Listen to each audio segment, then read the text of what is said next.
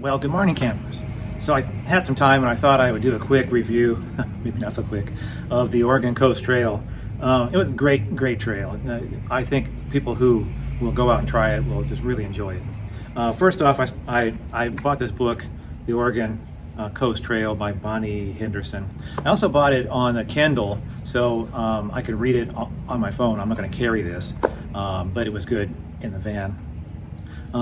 There are no GPS programs for the Oregon Coast Trail, which I'm amazed because Far Out does so many little trails, and it's a beautiful, very well traveled, very well known trail. I don't know.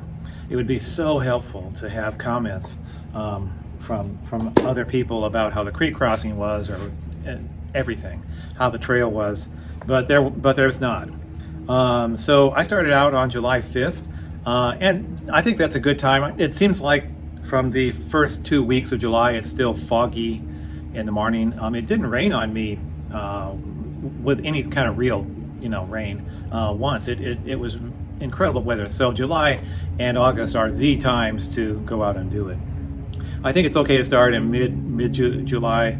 It's probably okay to start on August 1st. Probably all of August is a nice time to be out on the beach. It can be done in 3 weeks, I think, if you pushed yourself. If you want to take your time, 5 weeks, but probably most folks do it in 4 weeks.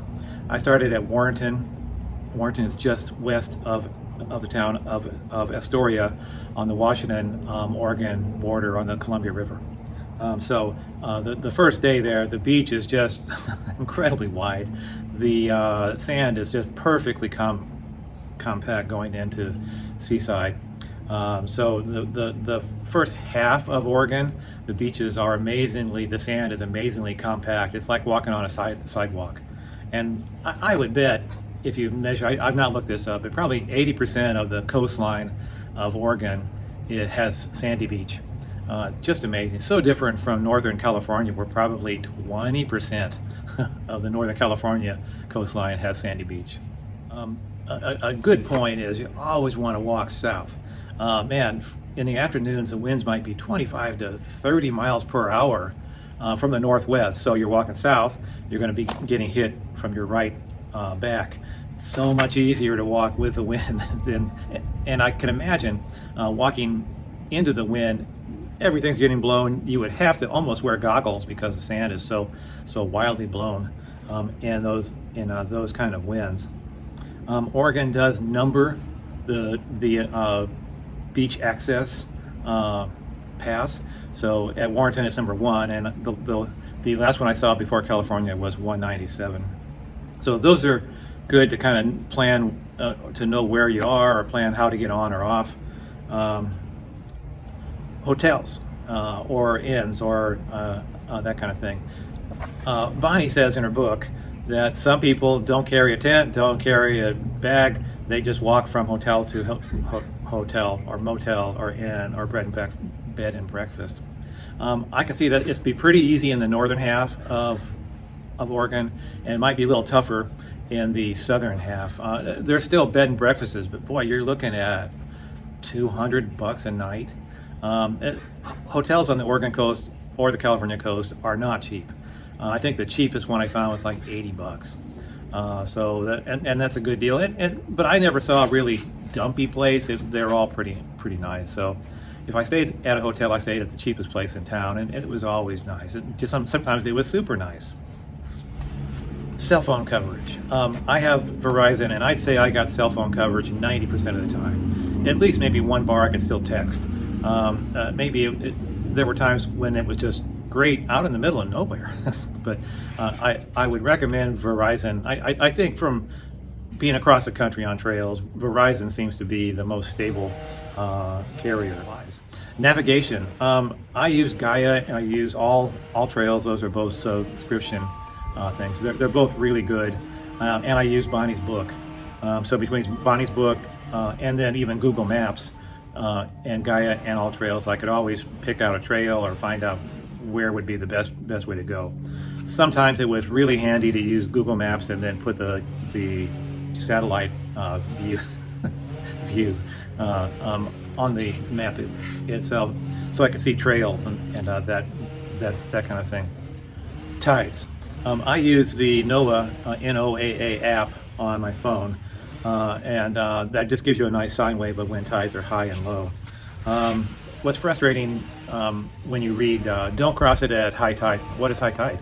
So if you're going by the NOAA app, high tide might be 4 feet, high tide might be 7 feet, low tide might be 4 feet, low tide might be 4.5 feet, or 3 feet, or 0, or negative one foot. So what does low tide mean? I tried to document that in my videos, that I would announce what the tide was when I went around some pinch point. So check those out. Creek crossings. The worst one I had was Elk River. You absolutely have to cross that at a low tide. I crossed it at 5 feet, and it was up to the bottom of my backpack. So that's a little too deep. I'd say 3 feet or less. You just have to time that stuff. You have to look and see how many miles it is to the creek and where the tide is going to be about the time that you get there. But that was the worst one. Other ones that are just thought to be bad were the Sixes River. That only went up to my shin, and Sand Lake that went up to the bottom of my knee. Pretty easy. But the Elk River, which was kind of not talked about much in the book, that was probably the deepest crossing I've done in a long time. Maybe Bear Creek on the PCT. Road walking. It's a big subject. I never felt uncomfortable walking on the road. I thought there was beautiful shoulders 90% of the time. I've heard people on other videos say, well, I've just heard it was a sketchy road walk, so I took the bus. I never saw, I don't think I didn't take any buses, and I walked a lot of the roads, and I thought they were fine. If it wasn't a great shoulder on one side, it was a great shoulder on the other side. And I've shown that many times in my videos. But there is road walking. There are several ways to get a boat shuttle to go across large rivers. I took as many as I could. But yeah, you're gonna be walking on the road. If you hate road walking, the OCT is probably not the trail for you. But in the OCT's defense, most of the roads, when you do road walk, you're right on the ocean, and the views are incredible. So yeah, there is road walking, but it's not a big deal. Probably the tightest road, the dreaded Heceta Head Tunnel. That was pretty tight, but I felt comfortable in it. But then I'm used to road walking, so I could see if people are afraid of cars, that might be scary. And in the book they say to just get a ride just through that tunnel. But I didn't think it was bad. Cars are going pretty slow. I never felt I was even close. So in the book it says that the bridge going into Bandon is also tight. I felt totally comfortable on that bridge. Trail maintenance. There is a lot of forest walking on the OCT, and the trails are in various states of maintenance. But I would say 80% of the trails were well maintained, or at least just fine. I mean, some of them could use a haircut, but that's true for a lot of trails. But as far as straight bushwhacking, the only place I saw was in Oswald State Park. Fantastic trail until it hit the ocean. Then like 2 miles of straight, hard up bushwhacking. It's just like they never got out there. As soon as you get close to a major beach or a place where cars can drive to, the trail gets wide. But trail maintenance was pretty good compared to the California Coastal Trail, which had almost none since pretty much COVID. So the OCT is pretty good. If it says trail, you got a 80% chance it's gonna be okay. Camping. There's easy beach camping most of the time.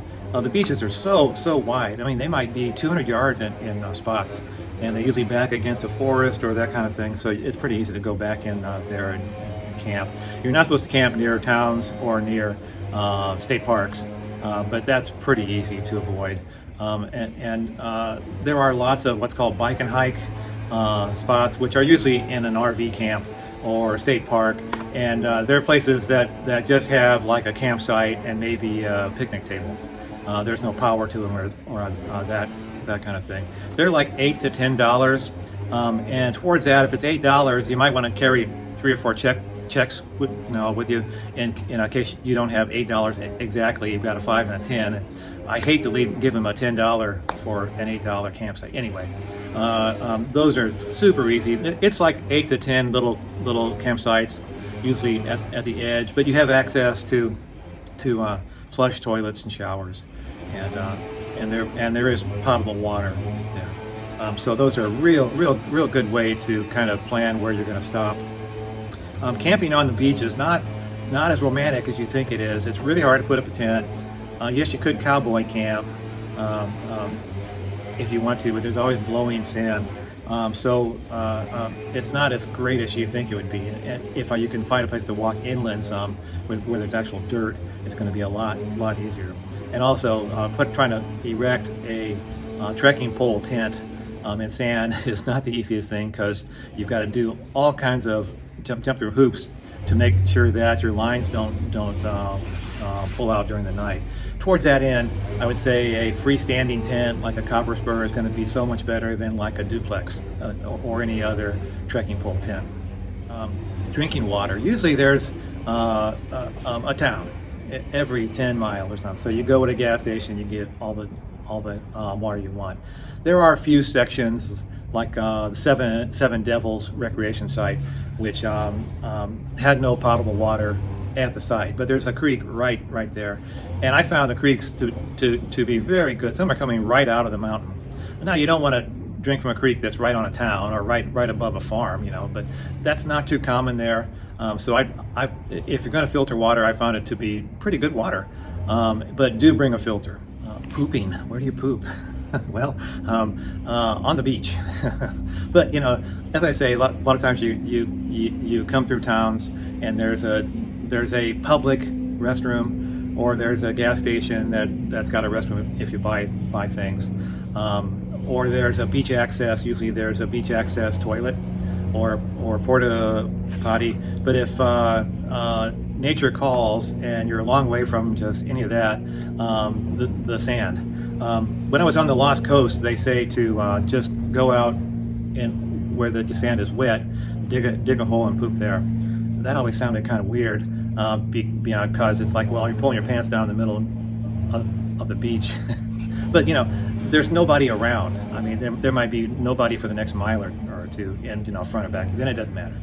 Bonnie kind of didn't agree with that, and I don't think it matters. It's easy to dig a 6, 10, a foot deep hole in wet or dry sand and poop. So I don't think it was a big deal. You're supposed to carry out your toilet tissue, of course. Insects.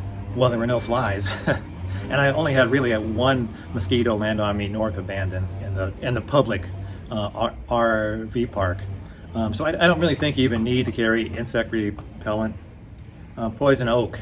I only saw a few pieces of poison oak when I got near California. None in the north. So I don't think it was really a big thing. But you should know what it looks like and try not to brush up against it. Heat and cold.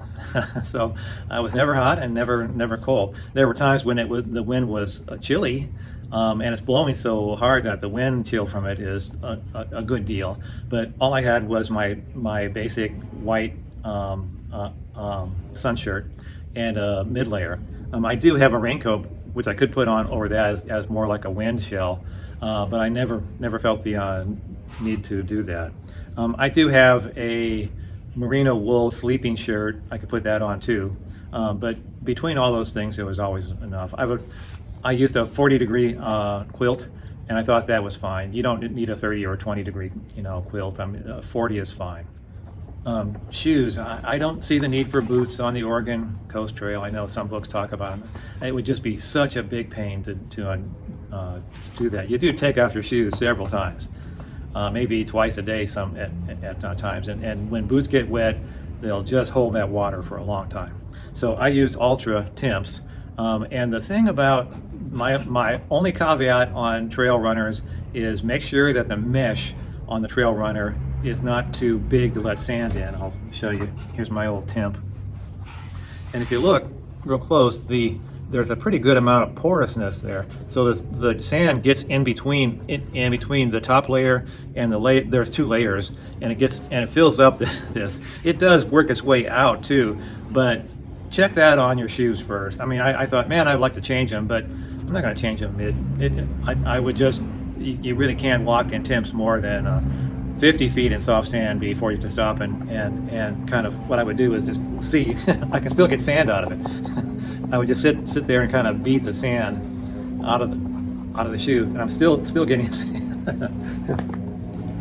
Trekking poles. I carry trekking poles the entire way. If the sand is nice and compact, trekking poles help me to get into a rhythm and keep my speed steady, or else I kind of vary. I found I'll vary in my speed as I start to, lollygag. If the sand is soft, it really does help. If you're crossing a stream, it's tremendously helpful, and you can even use the poles to kind of pole vault over streams that maybe are a little too wide for you to jump. I wouldn't carry them on the road, and that was the only time. Crossing bridges. Every bridge I saw was great. There was always a beautiful pedestrian lane. The one caveat on that is that when I was crossing the Coos Bay Bridge, the wind was like 35, 40 miles per hour gusts, and it's a beautiful sidewalk, and there's a beautiful place to grab onto, but I was on the windward side of the bridge. So when the wind would blow, it would try to blow me into the traffic lane. so I had a death grip, and I didn't want to change lanes. So my advice is always walk on the leeward, on the side that's the last to get hit by the wind. So if it blows you into the guardrail, not into the traffic. Take home point. Clam chowder. I like clam chowder, and probably the most consistently great clam chowder was a place called Mo's, M-O''S. Super good. Also good was a place in Bandon called Tony's Crab Shack. You got to stop at Tony's Crab Shack if you're going to be in Bandon. So I thought the OCT was great. I want to do it again, maybe next summer. I don't know. But if you have any further questions, watch my videos. I try to describe where I am, what I'm doing, why I'm there, why I took that, what the tides are, and that should give you 90% of the knowledge, including Bonnie's book. It should be a cakewalk, and maybe Far Out will eventually break down and just add it to their list. But that would be good. So I hope this helps somebody. We'll see you out on the trail. Bye-bye.